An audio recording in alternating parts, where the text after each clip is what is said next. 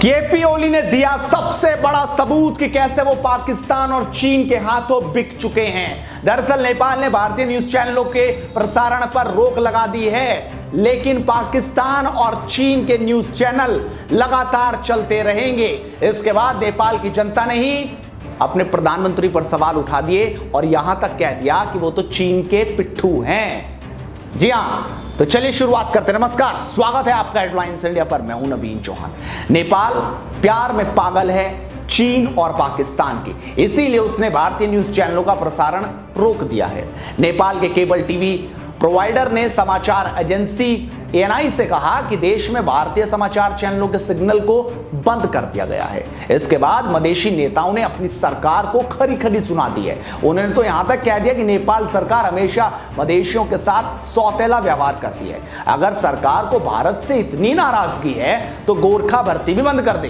भारत के चैनलों को बंद होने के बाद नेपाल की जनता ओली पर जमकर बरस रही है, क्योंकि नेपाल में पिछले 5 दिनों से लगातार बारिश चल रही है, जिसके कारण 5 लाख से ज्यादा लोग तो बेघर हो गए हैं। जरा ये वीडियो देखिए जो सच्चाई बताता है कि ओली कहां लगे हैं। उन्हें भारत के न्यूज चैनल से डर लग रहा है, जबकि वो अपनी जनता के बारे में देख नहीं रहे हैं।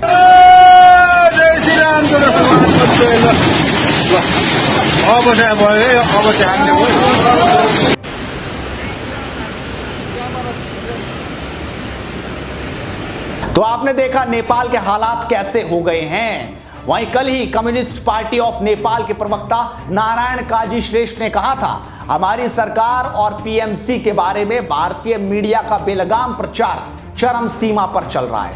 हद हो गई है, बकवास बंद करो। श्रेष्ठा ने ट्वीट किया, हम अपनी राष्ट्रीय संप्रभुता और भौगोलिक अखंडता का बचाव करने के लिए एकजुट हैं। विदेशियों के विभाजन और हितों को पूरा करेंगे। आप नीति को सफल नहीं होने देंगे। ये हमारे ऊपर है कि हम यहां क्या करें। अब जरा देखिए कि वहां की जनता क्या बोल रही है, वो आपको दिखाएंगे। लेकिन सबसे पहले आपको ये जान लेना चाहिए कि केपी ओली जो नेपाल के प्रधानमंत्री हैं, इस वक्त वो पूरी तरह से चीन के इशारे पर चल रहे हैं।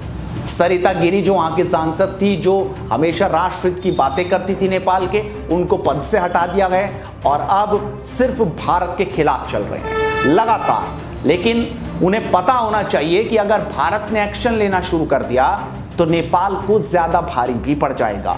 लेकिन अब खुद ही नेपाल की जनता को आप सुनिए कि आखिरकार इस फैसले के बाद वो क्या बोल रहे हैं। दरअसल केपी शर्मा ओली इसलिए टेंशन में है कि हम भी जो खबरें लगातार बना रहे हैं उनसे भी उन्हें दिक्कतें हो रही हैं। नेपाली तो लगातार गाली गलौज कर ही रहे हैं, अब केपी शर्मा ओली भी इसी काम पर उतर आए। लेकिन जनता है जो सब जानती है नेपाल की, वो क्या कह रही है आप खुद देखिए। रमेश पांडे हैं जो कहते हैं, जब देखो भारत भारत और भारत, अपनी जनता के बारे में भी सोचा करो। ओली, जनता बेघर हो गई है, खाने के लिए दाना नहीं है और तुम्हें राजनीति की लगी है। राम गोपाल नेपाली कहते हैं, भारत की मीडिया को बंद करने का कारण यही है कि वो सच बोलती है और पीएम ओली को सच से डर लगता है।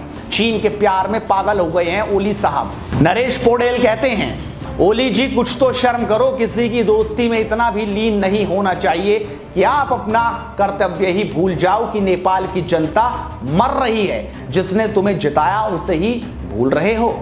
वाकई ओली पर निशाना है नेपाल की जनता का। ये इसलिए क्योंकि जनता जानती है, जनता ईमानदार है नेपाल की।